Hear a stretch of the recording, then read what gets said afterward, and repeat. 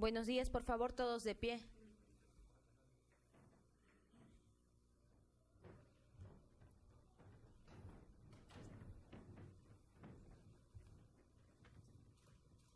Asiento, por favor.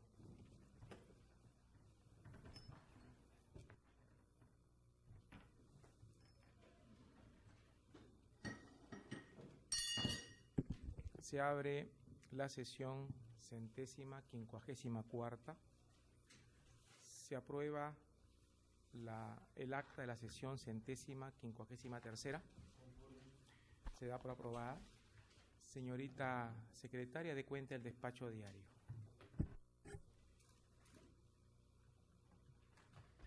Señor, el Instituto de Medicina Legal ha remitido un oficio en la fecha dando cuenta de los exámenes practicados al señor Alberto Fujimori conforme al documento remitido por el Instituto de Neoplásicas. ¿Qué lectura? Oficio. Señor doctor César San Martín Castro, presidente de la Sala Penal Especial de la Corte Suprema, tengo el agrado de dirigirme a usted y a los señores magistrados de la Sala Penal Especial con relación al pedido de realizar las acciones pertinentes con los médicos del Instituto Nacional de Enfermedades Neoplásicas INEN a efecto de evaluar al paciente Alberto Fujimori de acuerdo a lo sugerido por su despacho en armonía con las recomendaciones de los médicos del Instituto de Medicina Legal para informarle primero, mediante oficio 235-2009 de fecha 12 y 13 de marzo del presente año cursado al doctor Carlos Vallejo Sologuren del jefe institucional del INEN, se cumplió con la atención médica los días viernes 13 y sábado 14 del 2009. Segundo, la atención se realizó en forma hospitalaria, remitiendo los oficios 11-2009 de fecha 11 de marzo del 2009, cursado al doctor García Zapatero, subjefe institucional del INEN, en el cual adjunta el informe médico de fecha 14 de marzo del 2009, emitido por el doctor Payet Mesa, director ejecutivo de esa misma institución. Se remite el certificado médico legal, que es el que se adjunta en la fecha, del 17 de marzo del 2009, emitido por el doctor Loaiza Sierra, médico legista del Instituto de Medicina Legal, en base al informe remitido por el INEN el 14 de marzo del 2009.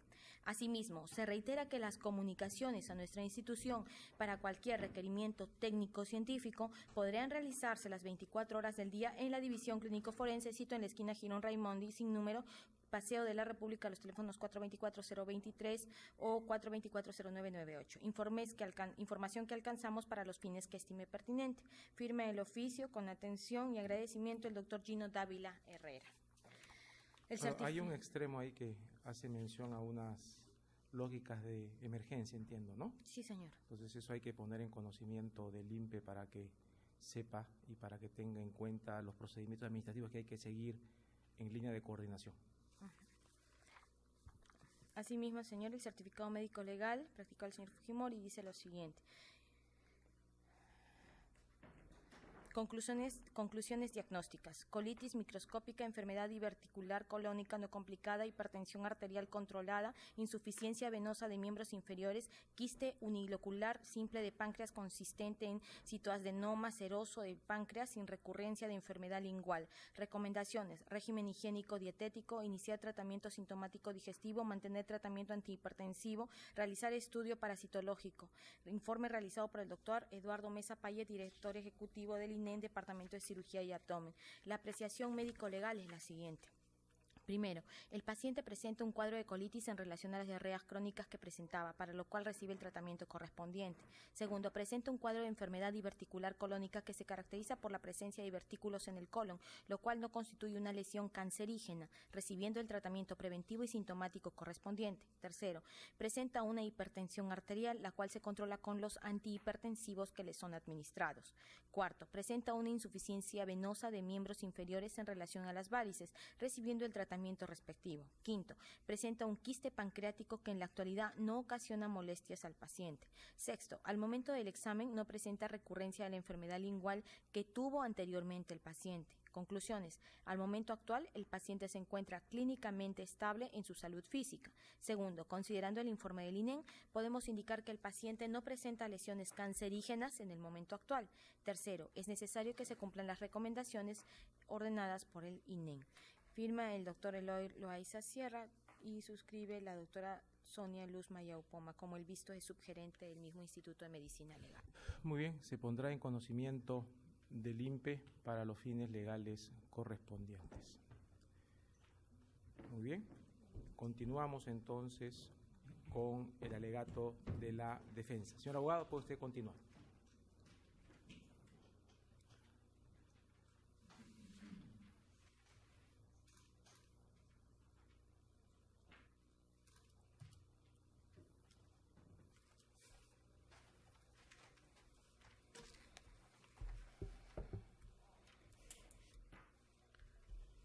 Señor presidente, señores vocales supremos, señor representante del Ministerio Público, señores abogados de la parte civil, colega de la defensa, presidente Fujimori.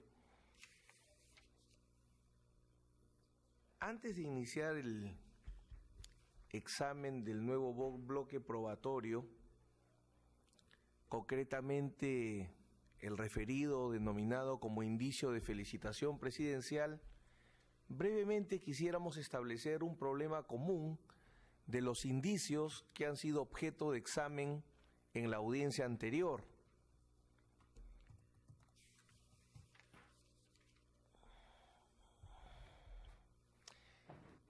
Cuando examinamos la obra del profesor Carlos Climent Durán en su última edición, él refiere textualmente lo siguiente: la eficacia probatoria de una presunción, se entiende indicio, exige antes que nada hacer las correspondientes alegaciones a fin de posibilitar que el juzgador y los demás conozcan que una presunción constituye uno de los fundamentos probatorios de la pretensión ejercitada. El problema surge al tener que determinar qué es lo que ha de ser alegado, o por mejor decir, qué es lo que ocurre si se omite la alegación de la presunción, del indicio, o de alguno de los elementos integrantes de la misma. Y analiza Climent Durán qué pasa cuando no se alega la norma de presunción, qué pasa cuando no se alega el hecho básico, qué pasa cuando no se alega el hecho presunto, y resulta el tribunal sentenciando a partir de trabajar con prueba indiciaria, empleando hechos bases que no fueron sostenidos por las partes o hechos presuntos que no fueron sostenidos por las partes. Y esto lo señalo, señor presidente, señores vocales supremos, y debo decirlo públicamente. Hay una dura campaña mediática que viene encabezada por el doctor Peláez y por el doctor Rivera, donde vienen persistiendo insistentemente en que este alegato termine. Y hay que decir públicamente que todos estos aspectos que tenemos que desarrollar es porque la Fiscalía y la parte civil han trabajado con indicios sin haber señalado los hechos bases ni los hechos presuntos. Y esto lo hemos venido denunciando a lo largo del debate de la prueba documental.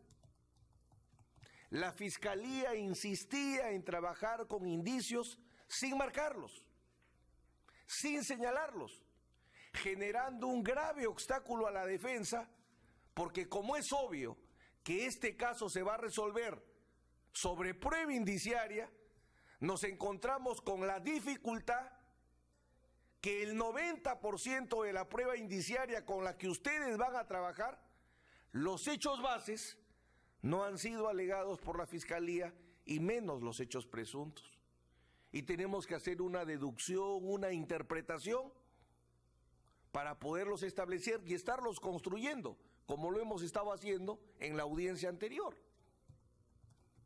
Entonces señalo y dejo constancia pública que mucho del trabajo que tenemos que realizar es por la deficiente técnica en el manejo de la prueba indiciaria por las partes acusadoras, porque trabajan con indicios, insisto, sin marcar hechos bases o sin marcar hechos presuntos, lo cual genera una situación complicada, porque si el tribunal resuelve sobre un hecho base o un hecho presunto, ergo un indicio que no ha sido alegado, se estaría afectando el principio de congruencia.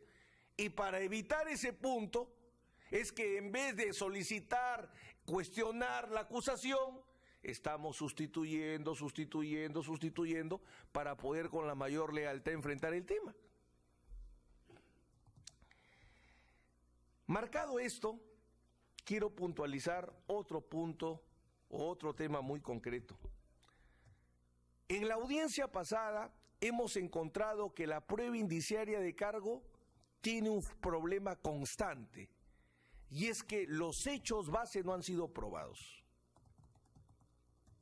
todos los indicios que hemos trabajado en nuestro examen individual de la prueba de cargo tienen el mismo problema y a partir de este momento vamos a trabajar con otro problema. Por eso quería dejar constancia de lo siguiente. ¿Qué peso tiene que el hecho base no se pruebe? ¿Qué peso tiene una sentencia que el hecho base no se pruebe? A pesar que está dicho en un acuerdo plenario y que ya no debería yo agregar nada más. Pero aparentemente el acuerdo plenario no ha sido entendido por mis contrapartes. Por eso es que debo enfatizar brevísimamente. Carl Mittermeier, cumbre del derecho probatorio, dice lo siguiente: es evidente que un indicio carece de valor si no es completamente cierto el hecho en que se funda. El gran maestro francés Francois Gorpe, otra cumbre de la teoría de la prueba, que dice: la prueba indiciaria tiene como punto de partida hechos o circunstancias probadas. Erich Düring, el magistrado alemán, sobre este requisito de la prueba indiciaria indica: necesidad de su verificación. La base fáctica para la prueba indiciaria debe ser probada. De lo contrario, la prueba se apoyaría en un fundamento inseguro. Aun cuando la conclusión como tal posea una fuerza extraordinaria, carece de valor si los presupuestos fácticos de los cuales parte no están suficientemente constatados.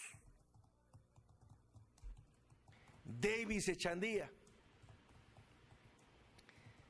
puesto que el argumento probatorio que de esta prueba obtiene el juez parte de la base de inducir un hecho desconocido de otro o de otros conocidos, es obvio que la prueba de estos debe aparecer completa y convincente en el proceso. Si no existe una plena seguridad sobre la existencia de los hechos indicadores o hechos indiciarios, resulta ilógico inducir de estos la existencia o inexistencia del hecho desconocido que se investiga. Sentencia Davis: de una base insegura no puede resultar una conclusión segura.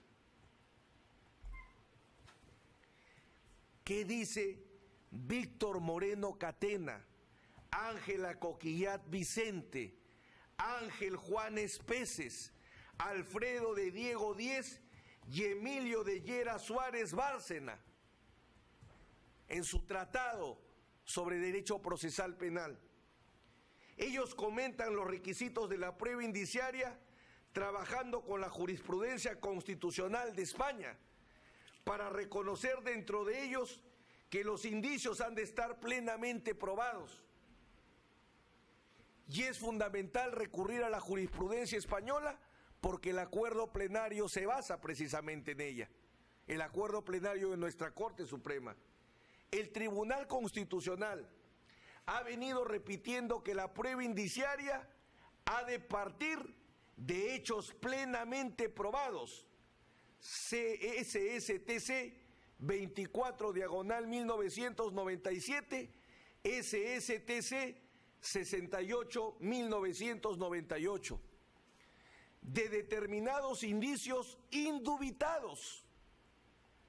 STC 175/1993, o bien suficientemente probados.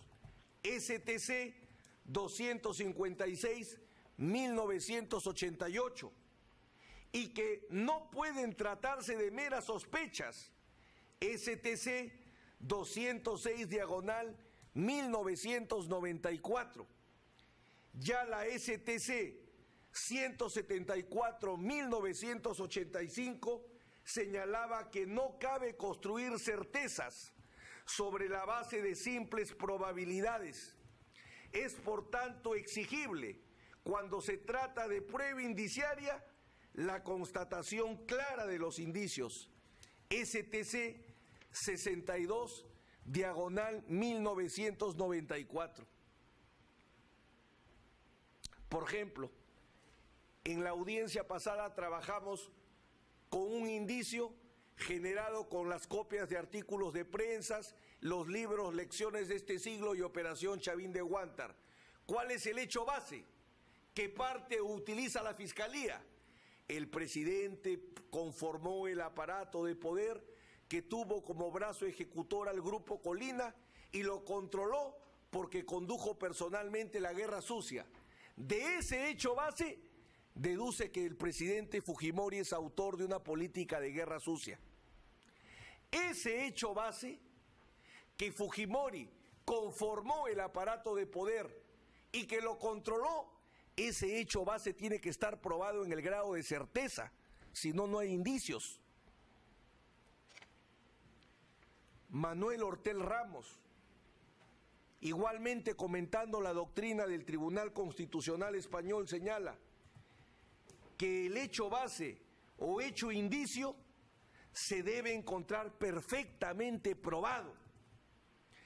Así lo establece el TC español en la sentencia 175, diagonal 1985, 111, diagonal 1990, 384, diagonal 1993, y en la reciente o última en su cita STC 180-2002. Climén Durán, refiriéndose al mismo requisito de un hecho base probado, dice: los indicios han de estar plenamente probados. Si no lo estuviesen y los indicios fuesen dudosos o inciertos, también sería dudoso o incierto el hecho presunto. En consecuencia, ha de obtenerse una prueba plena y completa de cada indicio, sin el menor asumo para la duda razonable. La prueba de indicios puede realizarse por cualquier medio probatorio. Regreso al ejemplo de mi indicio.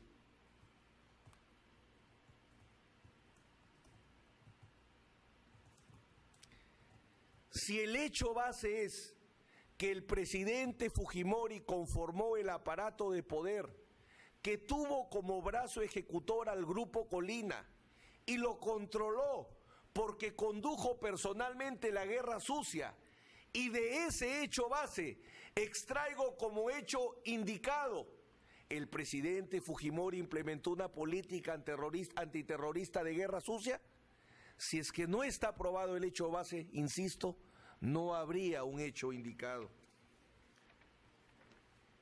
Los autores españoles Jaime Guaps y Pedro Aragoneses señalan que para que exista la prueba indiciaria tiene que darse por cierto un acontecimiento positivo o negativo, el hecho base. Alberto Montón Redondo, el gran maestro español, igualmente señala que los hechos indiciarios, hechos base, han de estar absolutamente probados. Manuel Miranda Estrampés afirma que la prueba indiciaria no puede partir de un hecho dudoso, sino solamente de un hecho plenamente verificado, es decir, que el juzgador haya obtenido la convicción sobre la realidad del hecho base. José Antonio Tomé García, otro autor español, afirma que los hechos básicos han de estar plenamente demostrados, incluso señala él mediante prueba directa. El autor español Francisco Pastor Alcoy, responsable de la última monografía más importante sobre la teoría de la prueba indiciaria, dice lo siguiente, al comentar los requisitos materiales de la prueba indiciaria, se refiere a los hechos probados, al hecho base como hecho probado, a partir de las sentencias del Tribunal Supremo del 1 de octubre de 1992, del 7 de julio de 1993 y del 6 de marzo de 1993. Afirma que el indicio, esto es el hecho básico, ha de haberse obtenido mediante una prueba directa, producida de forma lícita y con todas las garantías legales. El autor español Pablo Ribes Eva, comentando la doctrina de la Sala Segunda del Tribunal Supremo, señala como requisito de validez de la prueba indiciaria que los hechos base han de estar absolutamente probados en la causa y demostrados por prueba de carácter directa. Cita como fundamento las SSTS del 13 de mayo del 96, del 21 de mayo del 96, del 24 de mayo del 96 y del 13 de julio de 1996. José María Paz Rubio, Julio Mendoza Muñoz, Manuel Oyez Cecé y Rosa María Rodríguez Moriche afirman igualmente como requisito de la prueba indiciaria que los hechos bases estén acreditados por prueba de carácter directo. No existe prueba indiciaria si los hechos base no están completamente acreditados con prueba directa. El argentino Eduardo Hauchen explica que la prueba indiciaria debe originarse necesariamente en algún elemento o hecho comprobado. De Lepiani, comentando el mismo tema, afirma: los indicios, esto es los hechos base, deben hallarse comprobados y esta comprobación necesita hacerse por medio de pruebas directas. Hugo Rocha de Greff, comentando el mismo tema, señala: los hechos base deben hallarse comprobados a través de pruebas directas. Y finalmente, no por ello menos importante, el presidente de este tribunal afirma textualmente: el indicio debe estar plenamente acreditado. Es el hecho base de la presunción. Es un dato fáctico, elemento que debe quedar acreditado a través de los medios de prueba previstos por la ley. En cuanto a la prueba del indicio, se sostiene que éste debe acreditarse por medio de prueba directa y que por lo general debe contarse con una pluralidad de indicios. Señor presidente, señores vocales supremos, toda la doctrina y toda la jurisprudencia nacional e internacional en el tema de la prueba indiciaria establece como primer requisito, como primer presupuesto para poder enervar la presunción de inocencia, como bien dice nuestra Corte Suprema, en la siguiente exigencia: hecho base probado en el grado de certeza. Y la famosa discusión, si es con prueba directa también pueden ser indicios, bueno, no tengo tiempo de asumirla. Lo único que diré es que en cualquiera de las dos circunstancias, sea con prueba directa o también indiciaria, finalmente el resultado debe ser el mismo: la certeza del hecho base. Y eso no aparece en ninguno de los indicios de la Fiscalía y la parte civil que presentan el problema que hemos señalado. Toda la prueba indiciaria de la parte civil y la Fiscalía, salvo lo que entramos a tratar a partir de ahora, que es otro problema, todo lo anterior, expuesto hasta ayer, tiene el mismo problema: hechos bases no probados en el grado de certeza. Bien, entremos ahora a examinar otro bloque probatorio, que es exactamente donde nos quedamos en la audiencia pasada: los documentos que generaron la denominada felicitación presidencial, consistentes en el oficio 028-01. Presidente, le di una fecha equivocada en alguno de estos documentos, le pido por favor tome nota en sus apuntes. Oficio número 028-01, el memorando del 25 de junio de 1991, el memorando del 30 de julio de 1991, creo que esa es la fecha que le di mal, el oficio... Me dijo oficio 028, anotado, memorándum de 25 de junio de 1991. Junio, ahí está. Junio. Y el ese memo fue el de error. 30 de julio. Ese fue mi error. Sí. Sí. Entonces hay que aclarar acá que es junio. Sí, 25 de junio de 1991. Aclarado entonces. Bueno, continúa el memorando del 30 de julio de 1991, el oficio 4569, SGMD raya C, el decreto 308 CP JAPE 1 diagonal B, el oficio 144 CP JAPE 1, el oficio 4872 SGMD-C y la orden general del ejército número 10 al 19. La Fiscalía incorpora los documentos que produjo la llamada felicitación presidencial en la sesión de audiencia número 102 del 1 de octubre del 2008. El Ministerio Público, y aquí un ejemplo de lo que señalamos, no marca hecho base ni hecho presunto. Voy a leer textualmente lo que dice la Fiscalía. Y esto es sumamente serio, porque si la defensa no lo subsanara, no podría ser objeto de la sentencia. Quiero dejar constancia de este hecho. Miren lo que dice textualmente la Fiscalía.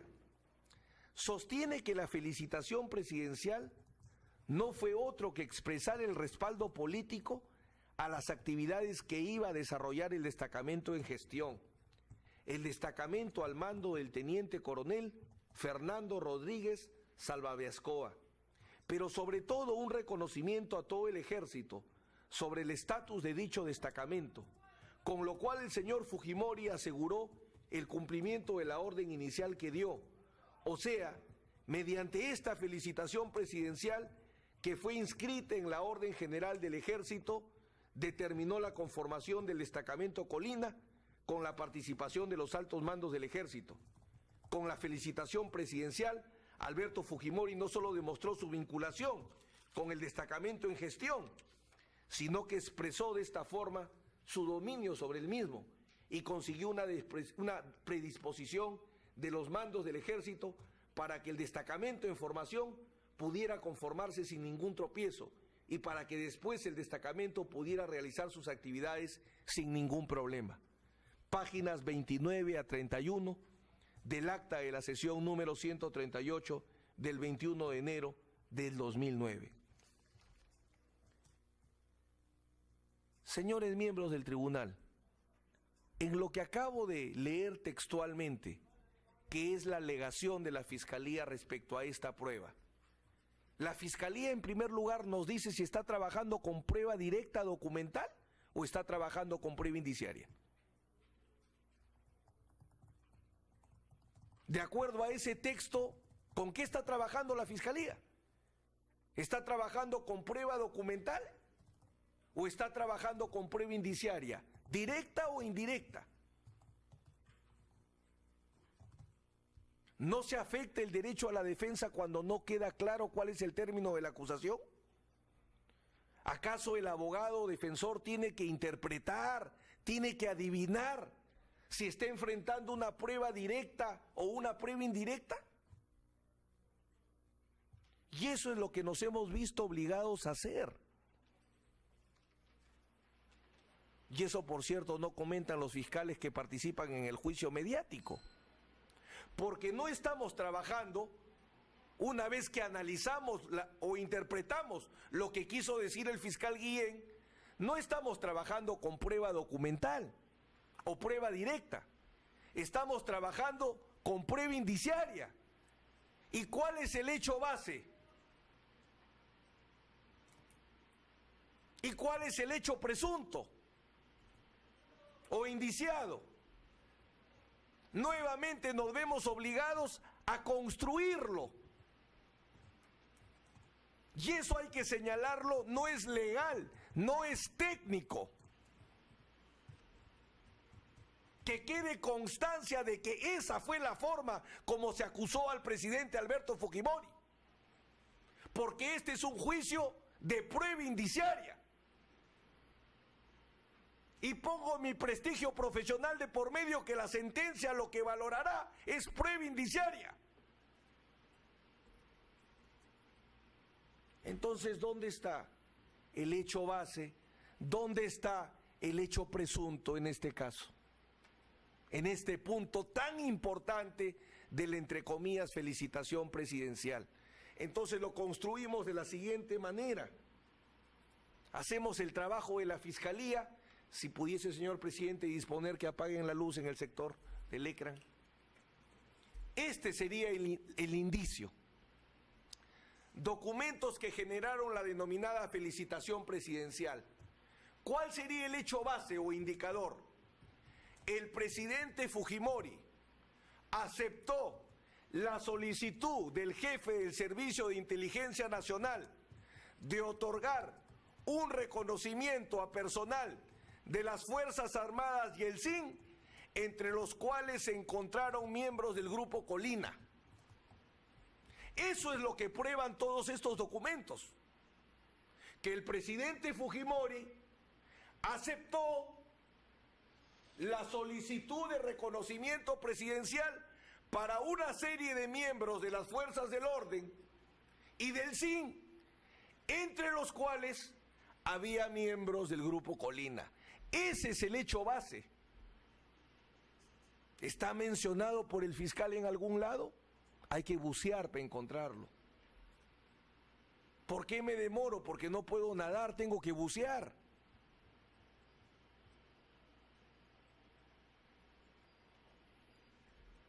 El fiscal Peláez se ha permitido decir que estoy extendiendo las audiencias para favorecer la campaña presidencial del presidente Fujimori. Para eso extiendo las audiencias.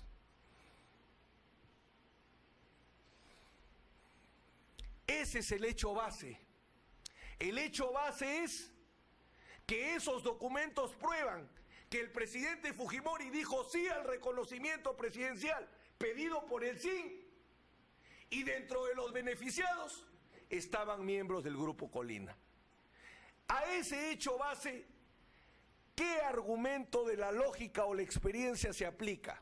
El siguiente: si el presidente dio un reconocimiento a miembros del Grupo Colina, entonces conocía su existencia y misión u objeto. Ese sería el argumento. ¿Y cuál sería el hecho indiciado? El presidente Fujimori conoció de la existencia del Grupo Colina y su objeto, la ejecución extrajudicial de presuntos terroristas. Como el presidente Fujimori otorgó un reconocimiento presidencial a varias personas, entre las cuales había miembros del Grupo Colina, podemos inferir que el presidente Fujimori conocía del Grupo Colina y de su misión, con lo cual tendría la Fiscalía un indicio contingente del hecho principal. ¿Cuál es? El presidente Fujimori implementó una política antisubversiva de guerra sucia. Que quede constancia que es trabajar con prueba indiciaria, y si eso está en la acusación. Lamentablemente está, si no hubiera denunciado otra cosa, pero hay que bucear para encontrar lo que dice el doctor Guillén. ¿Cuál es el hecho base entonces? ¿Cuál es el hecho base? El presidente Fujimori aceptó el reconocimiento solicitado por el jefe del SIN a un grupo de miembros de las Fuerzas Armadas y del SIN, dentro de los cuales había miembros del Grupo Colina. Ese es el hecho base.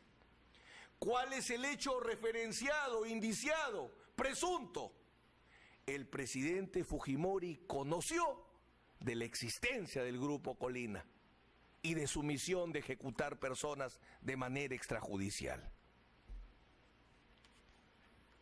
¿dónde ubicamos el problema que tiene este indicio?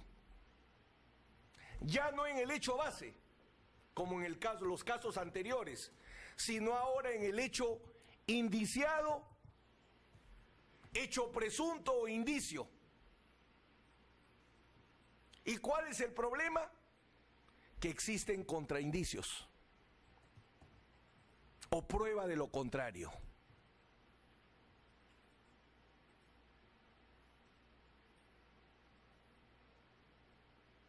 Y permítame, señor presidente, señores vocales, que remarque este tema, porque esto es lo que consume el tiempo.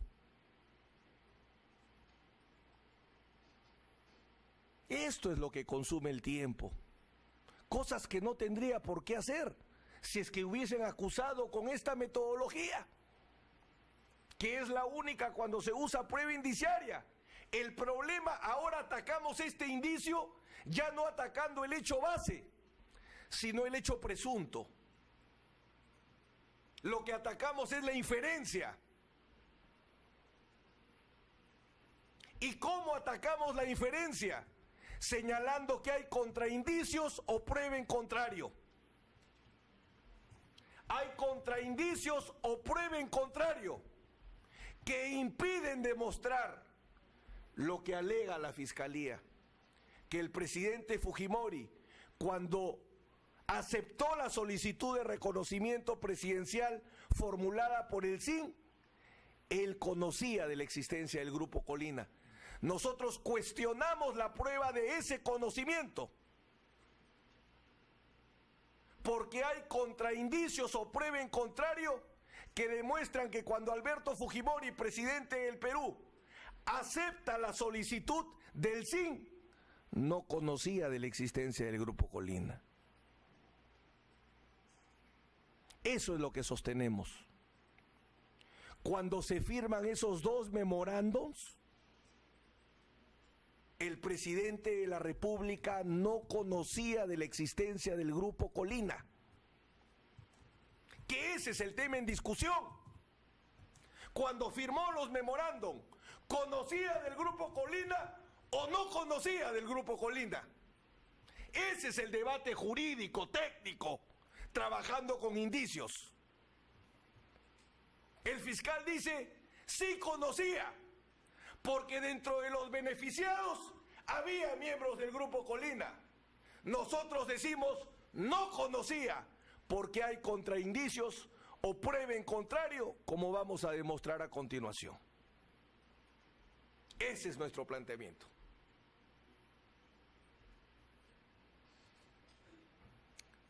¿Cuáles son las razones por las cuales el hecho base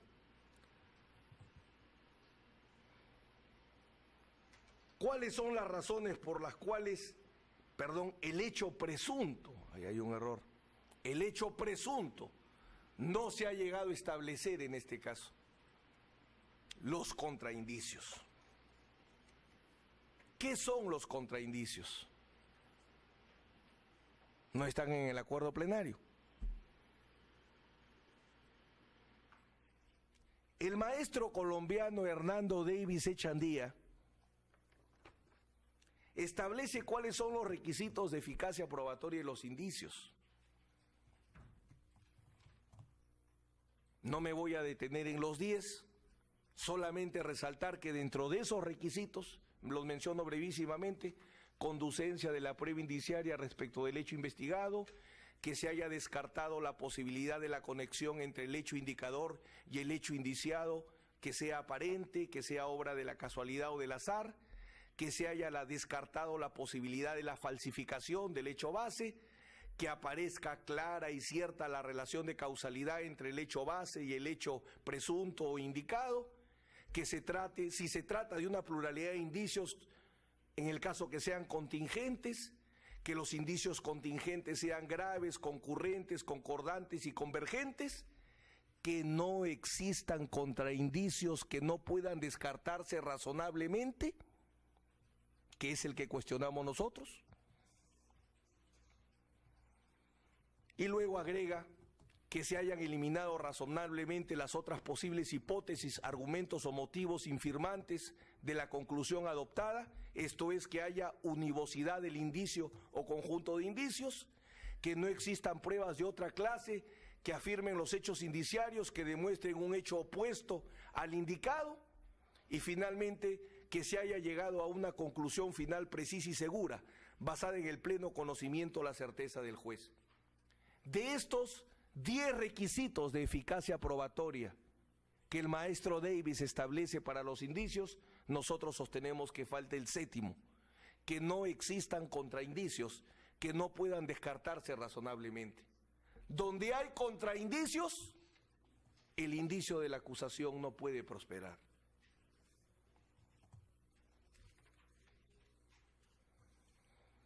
Davis entiende por contraindicios los hechos indicadores de los cuales se obtiene una inferencia contraria a la que suministran otros indicios.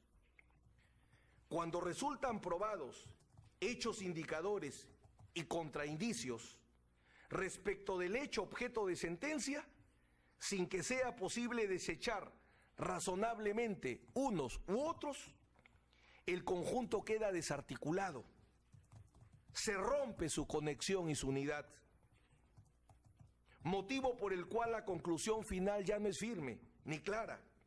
No puede llegarse a la certeza, que es indispensable para una decisión de fondo. De ahí que la única alternativa que quede es la absolución. Donde hay contraindicios, insisto, no es posible que los indicios de acusación o de cargo generen certeza.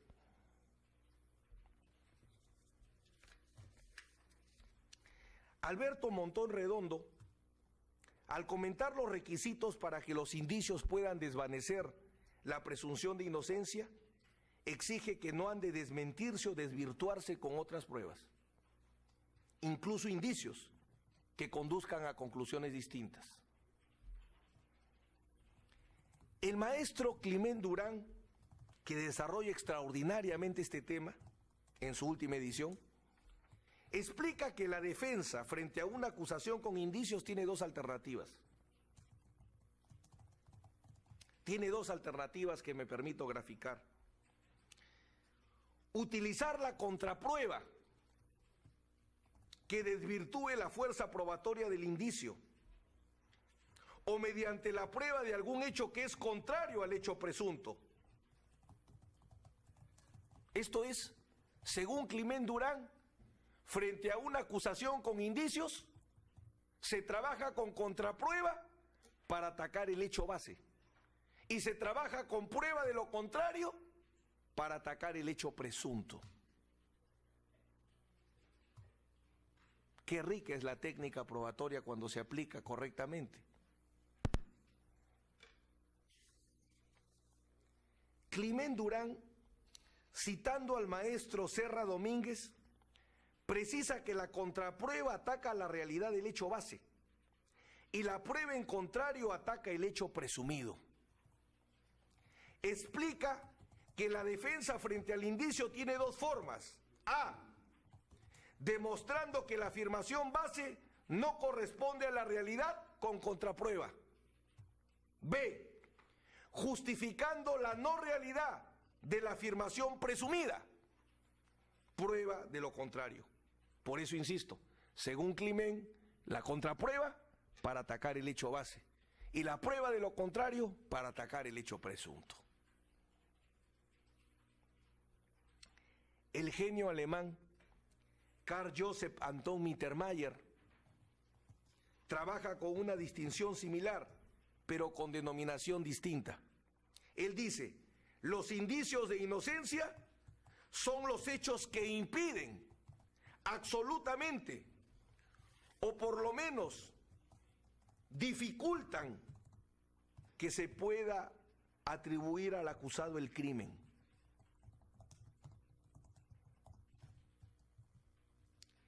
Y los contraindicios propiamente dichos, según Mittermeier, son los hechos que debilitan poderosamente a los indicios de cargo, porque de ellos resulta a favor del acusado una explicación enteramente favorable de los hechos que parecerían correlativos al delito y daban importancia a las sospechas.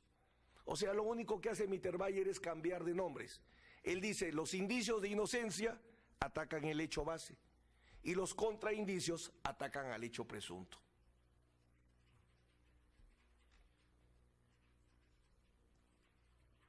En igual sentido se pronuncia Hugo Rocha de Greff.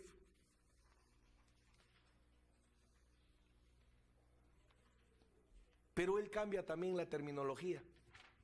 Él habla de contraindicios en general. Y dice que hay contraindicios que sirven para atacar el hecho base y contraindicios que sirven para atacar el hecho presunto. Todos tienen el mismo concepto, lo único que hacen es cambiar la terminología.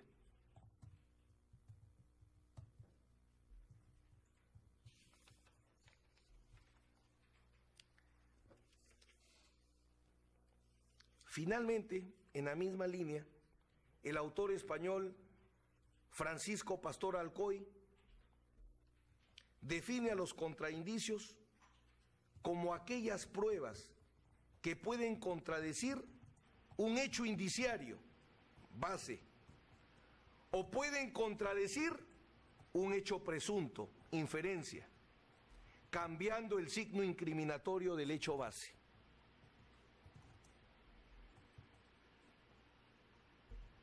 Graficamos también el concepto de Pastor Alcoy, contraindicios que atacan, comprueba el hecho base y contraindicios que constituyen prueba contra el hecho presunto.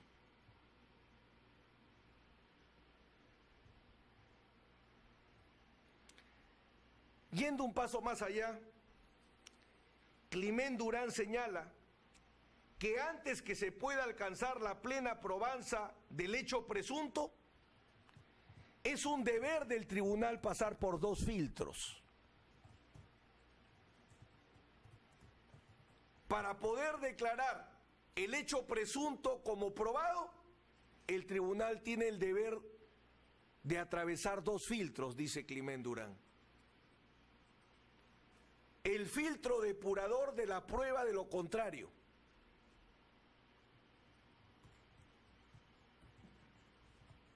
Para que el hecho presunto sea hecho probado, no tiene que existir prueba de lo contrario. Y el otro filtro que tiene que pasar el tribunal es descartar cualquier otra posible conclusión hipotética que pudiera derivarse de los indicios, infirmación. Esto es la equivocidad. Si existe otra interpretación posible, el hecho presunto ya no está probado. Esas son las claves para establecer cuándo se prueba un hecho presunto. Que no exista prueba en contrario y que no haya equivocidad, o en contrario que haya univocidad.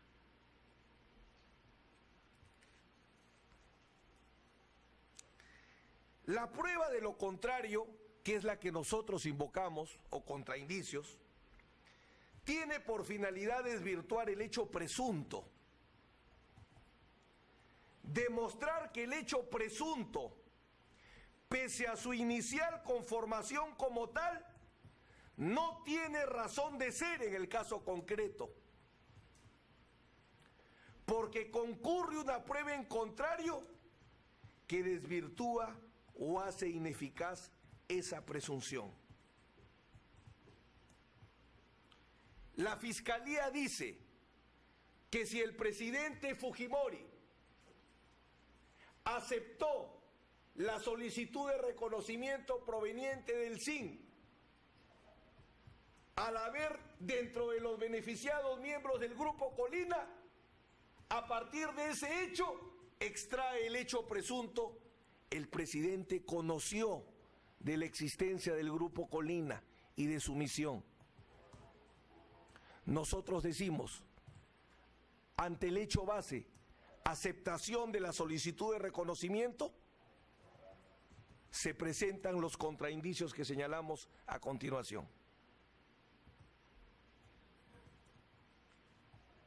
5 contraindicios o 5 pruebas en contrario existen en este caso para sostener que la firma de los dos memorándum, que la felicitación presidencial no significaba conocimiento del Grupo Colina y de su misión de asesinato. ¿Cuáles son esos 5 contraindicios? El primer contraindicio es el origen de la solicitud del reconocimiento.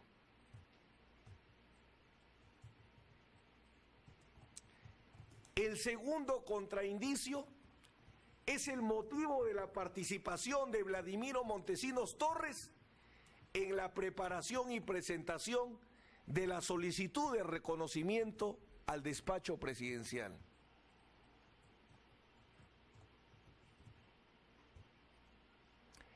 El tercer contraindicio es la composición de la lista de beneficiados en la solicitud de reconocimiento. El cuarto contraindicio es el motivo de la solicitud de reconocimiento que fijó el Servicio de Inteligencia Nacional al peticionar el reconocimiento. ¿Para qué lo pidió el SIN? El reconocimiento. Y el quinto contraindicio es la diferencia del grupo de análisis y el grupo Colina. Diferencia que se establece analizando 3 factores: origen, composición y misión.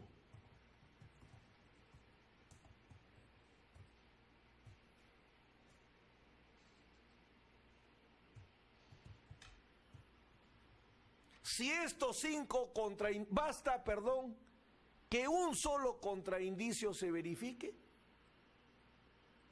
ya no se puede dar por probado el conocimiento que se le atribuye al presidente del Grupo Colina al dar el reconocimiento presidencial. Peor aún si están demostrados los 5 contraindicios.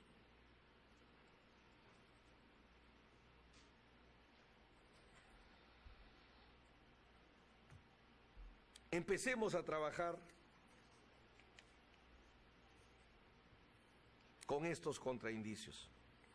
Sostenemos, señores miembros del tribunal, que el hecho base, aceptación por el presidente de la República de la solicitud de reconocimiento para miembros de las Fuerzas Armadas y del Servicio de Inteligencia Nacional, hecha por el general de división Julio Salazar Monroe, jefe del SIN, que benefició a los integrantes del Grupo Colina, no permite demostrar el hecho inferido que alega la Fiscalía: el conocimiento del presidente Fujimori de la existencia del Grupo Colina y su misión de ejecuciones extrajudiciales al momento de la aceptación del otorgamiento del reconocimiento presidencial.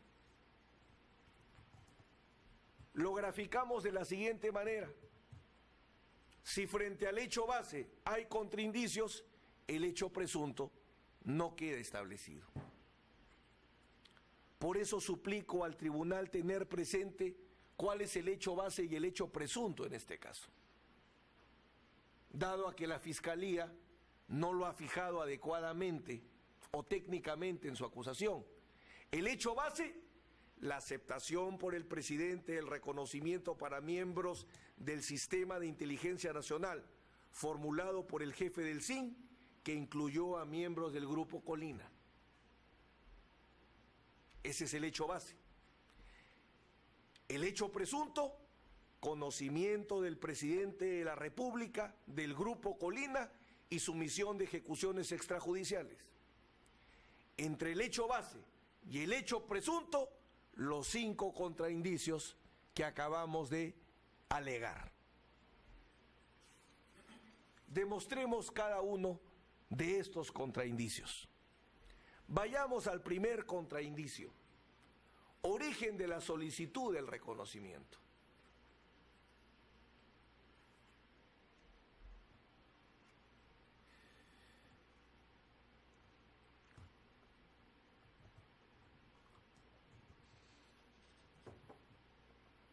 Se dice, si el presidente Fujimori aceptó dar el reconocimiento, conocía del Grupo Colina. Nosotros decimos no por una primera razón. Determine el tribunal cuál fue el origen. ¿Cuál fue el origen de la solicitud de reconocimiento? ¿Qué es lo que le dice al tribunal la prueba producida en este juicio oral sobre este tema? Tenemos en primer lugar el testimonio del coronel PNP en situación de retiro, Benedicto Nemesio Jiménez Vaca, miembro del Grupo Especial de Inteligencia GEIN. Él dio su declaración en juicio oral en la sesión 89, el 11 de agosto del 2008.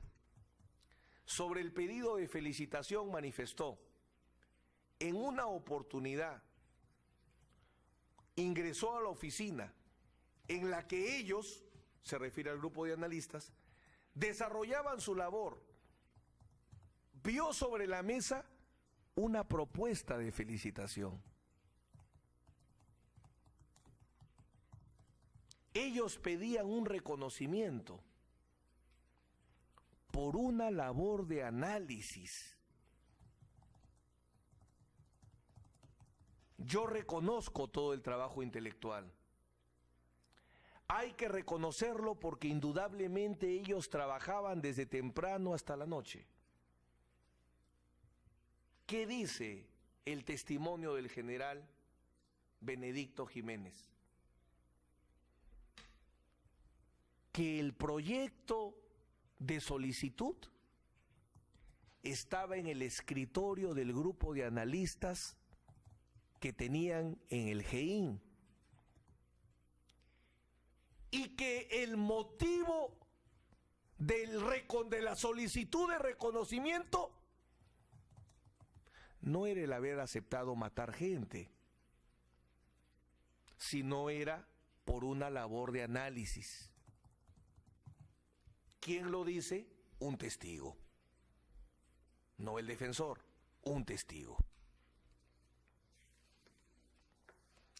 El testimonio del coronel Benedicto Jiménez Vaca cumple con los requisitos de eficacia probatoria de la prueba testimonial. No los voy a leer todo porque son 28. Pero cuando alguien quiere utilizar un testimonio, tiene que demostrar que se cumplen con los requisitos de eficacia probatoria del testimonio. Como nosotros no atacamos este testimonio, sino por el contrario lo queremos utilizar, simplemente afirmamos todos los requisitos de eficacia probatoria de la prueba testimonial se cumplen en el caso del coronel Benedicto Jiménez Vaca. Y los he graficado, señor presidente, todos los requisitos, 28. Pero por razones de tiempo no voy a detenerme en cada requisito. Simplemente, repito, afirmamos que todo se cumple. Luego viene, una idea, discúlpeme que se me iba. Si alguien quisiera no darle credibilidad al testimonio del coronel Benedicto Jiménez, porque no se le puede dejar de lado arbitrariamente, tendría que establecer que alguno de estos requisitos de eficacia probatoria no se cumplen. Si los requisitos de eficacia probatoria de la prueba testimonial se cumplen, hay que darle valor al testimonio. Y si no se cumple alguno de estos requisitos, se le niega valor al testimonio. Esa es la regla de la prueba testimonial. No si me gusta o no me gusta. La leo lo que dice. Si me gusta, es prueba. Si no me gusta, no es prueba. No, eso no dice la teoría de la prueba. La teoría de la prueba dice, si se cumplen los requisitos de eficacia probatoria, el testigo sirve para probar. Si no se cumple alguno de los requisitos de eficacia probatoria, el testimonio no sirve para probar, no tiene valor probatorio. Entonces, puntualizamos este tema. si no se le va a asignar valor probatorio al testimonio del coronel Benedicto Jiménez, la única razón legal posible es porque falta alguno de estos requisitos. E insistimos, no falta ninguno. Luego viene el testimonio del general ejército peruano en situación de retiro, Luis Cubas Portal, jefe del Departamento Administrativo CIE 5 del Servicio de Inteligencia del Ejército.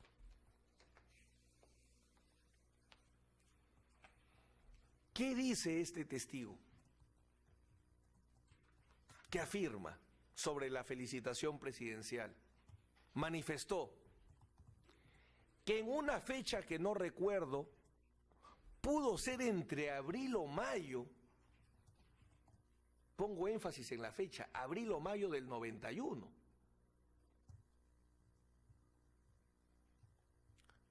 Lo que sí sé es que me encontré en los pasadizos con el comandante Rodríguez Salvaviascova y el comandante Paucar. Ojo, es interesante con quiénes se encuentra. Rodríguez, que sería del Grupo Colina, y Paucar, que provenía del SIN y que nunca tuvo nada que ver con el Grupo Colina. Recordará el tribunal la composición del grupo de analistas. El grupo de analistas se conformaba con gente del Servicio de Inteligencia del Ejército, CIE, con gente del Servicio de Inteligencia Nacional, SIN, y con gente de la Marina. Paucar provenía del SIN y nunca estuvo vinculado al Grupo Colina. Por eso resalto que entre abril o mayo de 1991, Barrios Altos fue en noviembre, la felicitación presidencial es en julio. En abril o mayo, Cubas Portal se encuentra en los pasadizos con Rodríguez y Paucar. Y el comandante Rodríguez dice, me hizo algunas preguntas relacionadas a su versión y le di mi punto de vista. Luego me sugirió que podía ser felicitado. ¿Felicitado por qué? Refiere impresionado Cubas, porque estoy haciendo un trabajo de análisis de documentos de Sindero y puede ser felicitado, le contestó Rodríguez.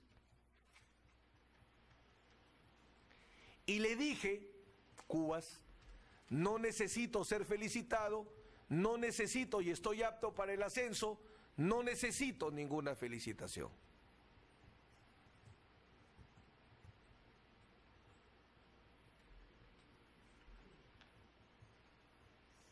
Entendemos que este testimonio igualmente cumple con los requisitos de eficacia probatoria de la prueba testimonial.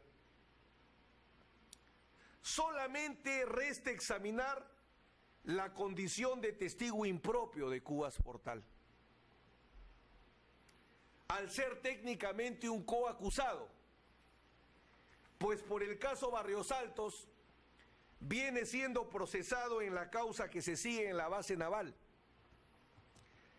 razón determinada por este tribunal cuando al momento de recibir su testimonio se le instruyó sobre el derecho de no incriminación y se le dispensó del juramento de verdad.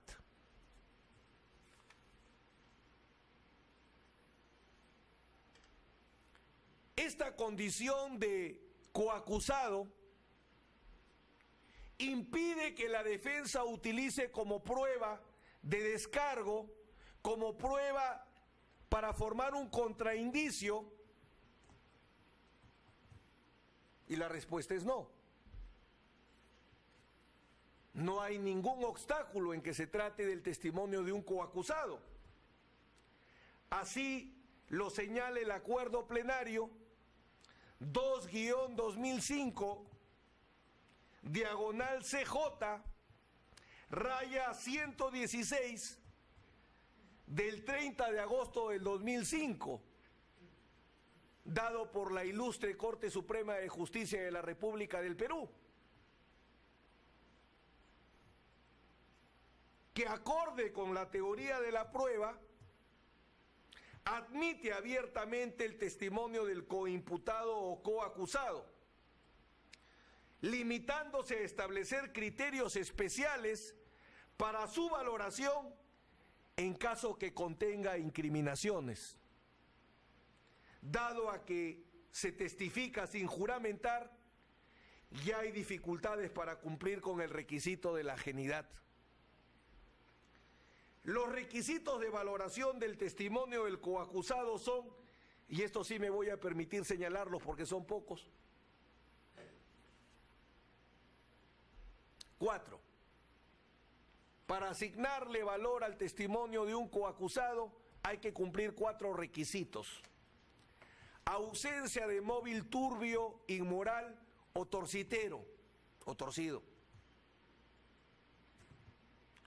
La declaración, cuando es incriminatoria, debe haberse prestado sin fin de autoexculpación o de traslado de responsabilidades.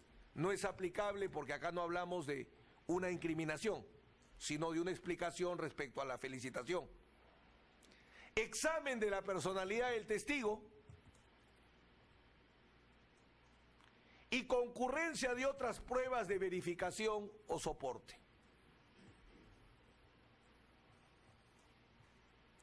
Afirmamos que los requisitos de eficacia probatoria del testimonio del coacusado se cumplen en este caso.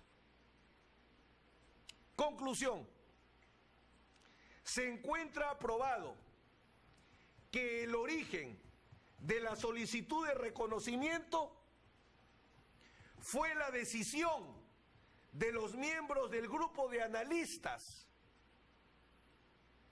que consideraron que su labor de inteligencia estratégica, de análisis de la documentación incautada a la cúpula de Sendero Luminoso, lo justificaba. Señores miembros del tribunal, los 2 testimonios citados, el de Jiménez Vaca y Cubas Portal, prueban que desde abril o mayo del año 1991, el grupo de analistas, no los miembros del grupo Colina, el grupo de analistas, Rodríguez y Paucar, que no tiene nada que ver con el grupo Colina, los 2 representando al grupo de analistas, estaban interesados en lograr un reconocimiento. ¿Por qué razón? ¿Porque habían aceptado conformar un grupo de aniquilamiento? No. ¿Porque habían aceptado ejecutar una política de guerra sucia? No. ¿Por qué? Porque entendían justificado e injustificadamente, ese no es mi problema, que por su estudio, no sé si bueno o malo, pero estudio al fin, merecían un reconocimiento. Eso es lo que prueban los 2 testimonios que acabamos de examinar.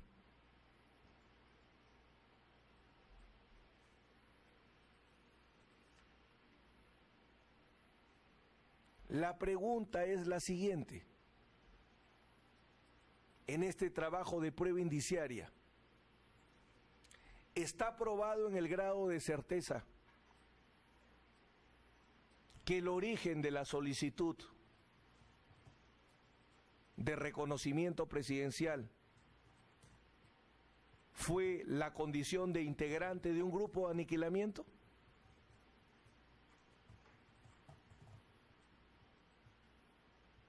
¿Eso está probado en el grado de certeza? Pregunto entonces, ¿con qué prueba? Si acá 2 testigos, Jiménez Vaca y Cubas Portal, lo que prueban, repito una vez más, es que desde abril o mayo de 1991, el grupo de analistas en pleno pretendía gestionar un reconocimiento por su trabajo de inteligencia.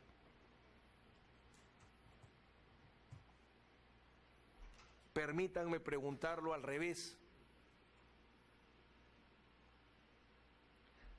¿Es posible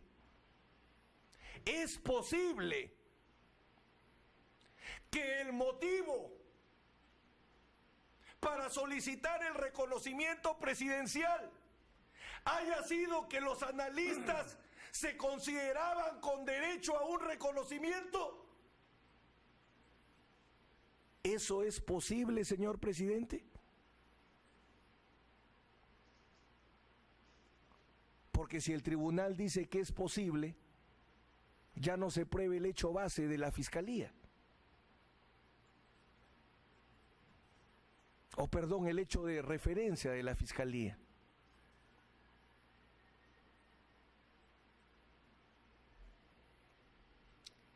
Este hecho probado impide establecer que cuando el presidente de la República aceptó la solicitud de reconocimiento hecha por el SIN, lo hizo conociendo de la existencia del Grupo Colina y su misión de ejecución extrajudicial de personas.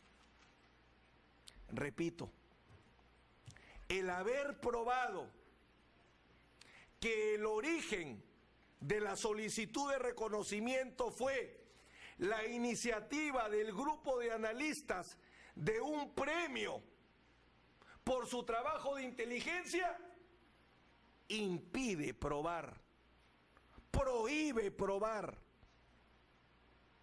que el presidente Fujimori conocía de la existencia del Grupo Colina y su misión asesina cuando aceptó la solicitud formulada por el Servicio de Inteligencia Nacional.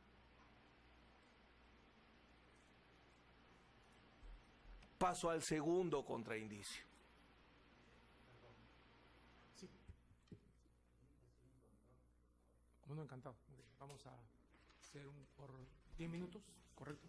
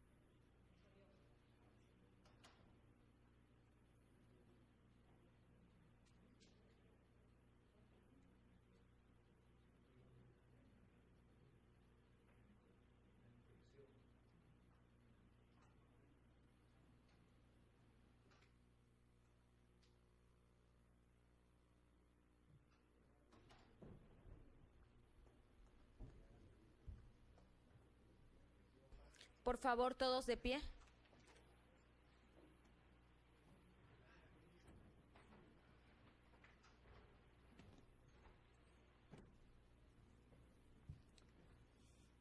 Perdón, asiento, por favor, disculpe. A ver. Vamos a hacer pasar para la evaluación al médico legista. Que pase el médico legista.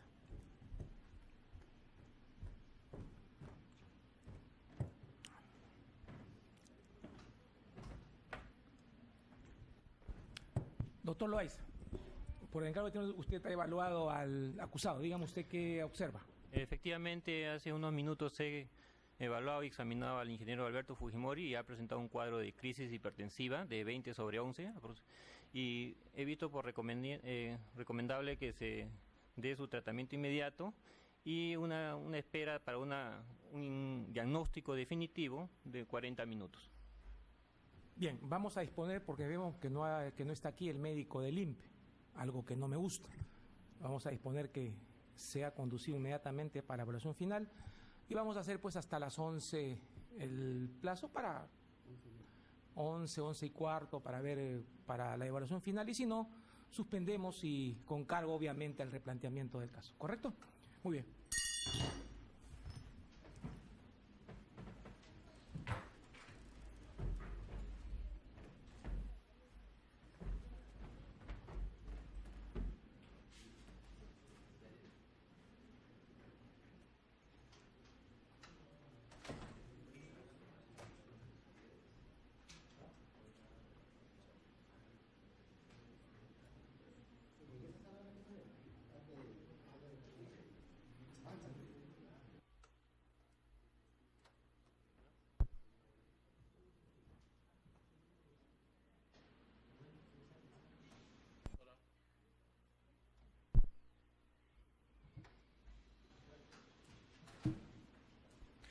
Bueno, por favor, todos de pie.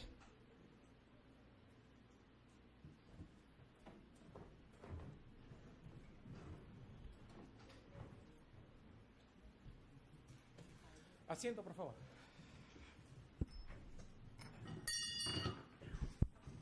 Se levanta el receso como hemos quedado. Ha habido una evaluación por médico del INPE y de medicina legal. Que pasen los señores médicos, por favor.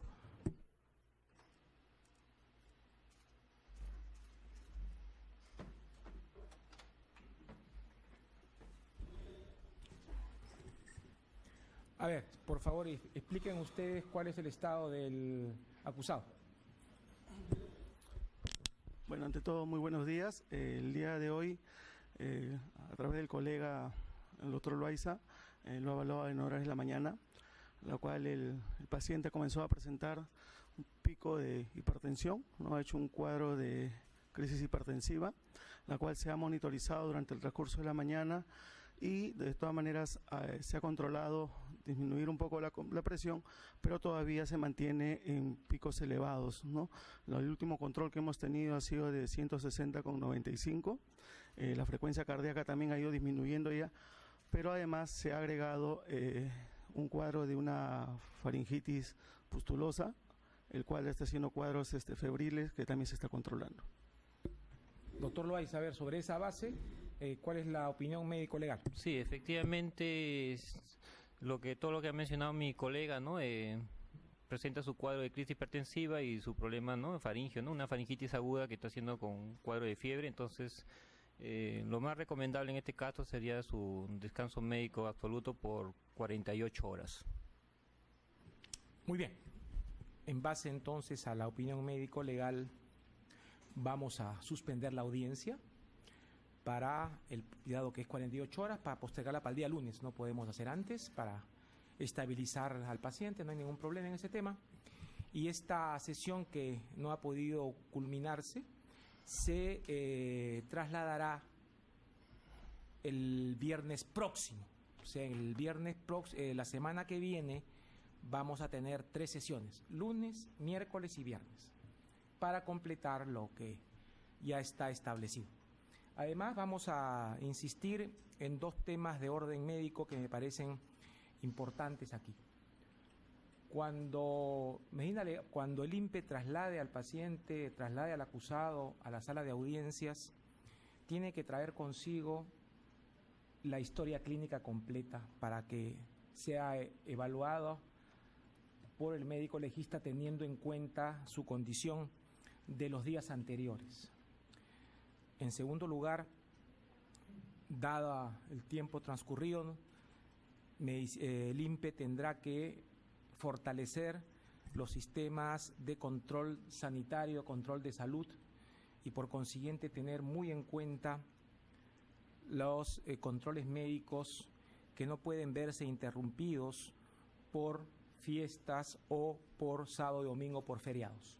Entonces vamos a disponer que se oficie por secretaría para estas precisiones. Muy bien, entonces suspendemos hasta el día lunes próximo.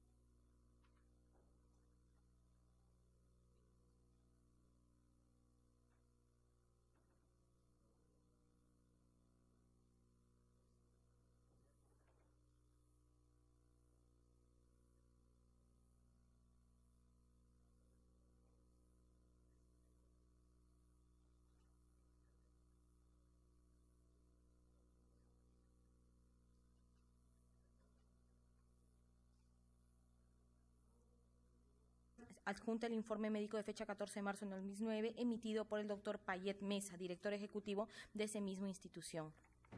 Se remite el certificado médico legal, que es el que se adjunta en la fecha, del 17 de marzo del 2009, emitido por el doctor Loaiza Sierra, médico legista del Instituto de Medicina Legal, en base al informe remitido por el INEN el 14 de marzo del 2009. Asimismo, se reitera que las comunicaciones a nuestra institución para cualquier requerimiento técnico-científico podrían realizarse las 24 horas del día en la División Clínico Forense, sito en la esquina Girón Raimondi, sin número, Paseo de la República, los teléfonos 424-023 o 424-0998. Información que alcanzamos para los fines que estime pertinente. Firma el oficio con atención y agradecimiento el doctor Gino Dávila Herrera. Hay un extremo ahí que hace mención a unas lógicas de emergencia, entiendo, ¿no? Sí, señor. Entonces eso hay que poner en conocimiento del INPE para que sepa y para que tenga en cuenta los procedimientos administrativos que hay que seguir en línea de coordinación.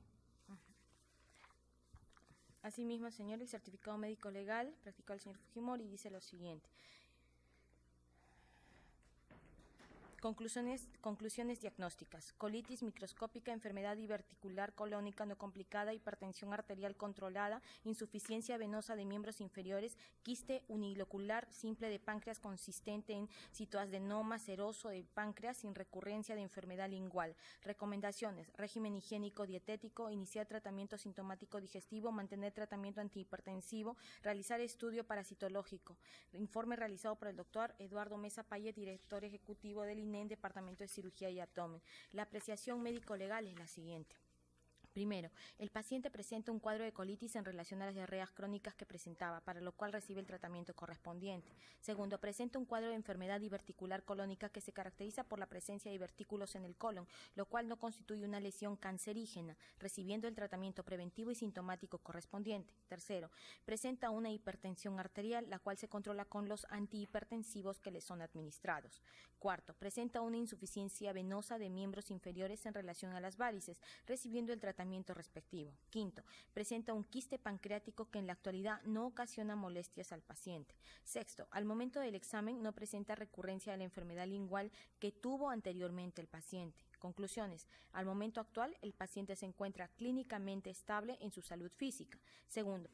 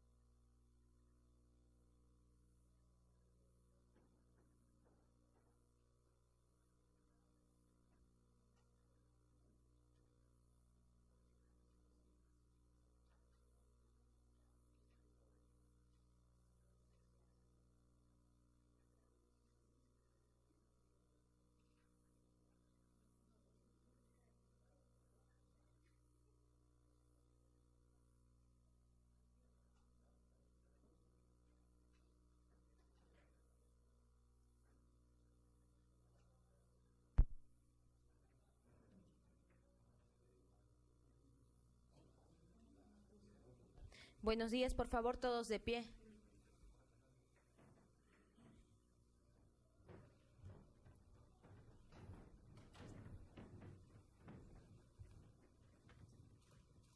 Asiento, por favor.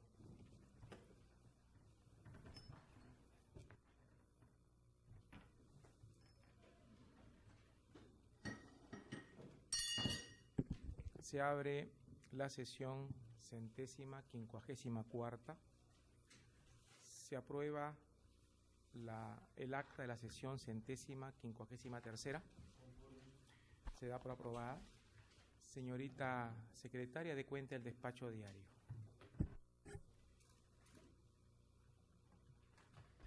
Señor, el Instituto de Medicina Legal ha remitido un oficio en la fecha dando cuenta de los exámenes practicados al señor Alberto Fujimori conforme al documento remitido por el Instituto de Neoplásicas. ¿Qué lectura? Oficio. Señor doctor César San Martín Castro, presidente de la Sala Penal Especial de la Corte Suprema, tengo el agrado de dirigirme a usted y a los señores magistrados de la Sala Penal Especial con relación al pedido de realizar las acciones pertinentes con los médicos del Instituto Nacional de Enfermedades Neoplásicas INEN a efecto de evaluar al paciente Alberto Fujimori de acuerdo a lo sugerido por su despacho en armonía con las recomendaciones de los médicos del Instituto de Medicina Legal para informarle primero, mediante oficio 235-2009 de fecha 12 y 13 de marzo del presente año cursado al doctor Carlos Vallejo Sologuren del jefe institucional del INEN, se cumplió con la atención médica los días viernes 13 y sábado 14 del 2009.